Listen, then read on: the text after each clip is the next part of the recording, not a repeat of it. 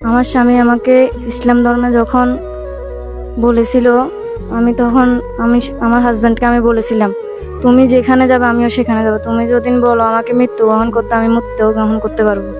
আসসালামু আলাইকুম। আমি আগে জেলে পরিবারে ছিলাম। আমার নাম ছিল ছায়া রানী। আমি আমার স্বামীর সাথে ইসলাম ধর্ম গ্রহণ করেছি। এখন আমার নাম উম্মে হালিমা। আমার পূর্বে ধর্মে কোনো পর্দা ছিল না। আমি ইসলাম ধর্মে এসে আমি পর্দা করতে পারতেছি। আমি এখন 5 ওয়াক্ত নামাজ পড়ি। আমি 5 ওয়াক্ত নামাজ পড়বো। আমি ইসলাম ধর্মেই থাকবো।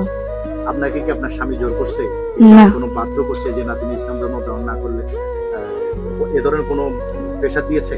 না, কারণ আমি ইসলাম ধর্মকে আমি আগে থাকতো শ্রদ্ধা করতাম। মানে ইসলাম ধর্মের উপর আমার ছিল, মনের টান ছিল। আমি আমার সত্য কথা যেটা সেটা, আমার হাজবেন্ড আমাকে প্রথম বলছিলাম আমি একটু ভেবে দেখি।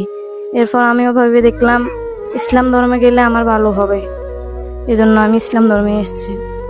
আমার স্বামী আমাকে ইসলাম ধর্মে যখন বলেছিল, আমি আমার হাজবেন্ডকে আমি বলেছিলাম, তুমি যেখানে যাবে আমিও সেখানে যাবো, তুমি যদিন বলো আমাকে মৃত্যু গ্রহণ করতে, আমি মৃত্যু গ্রহণ করতে পারবো। মাশাআল্লাহ।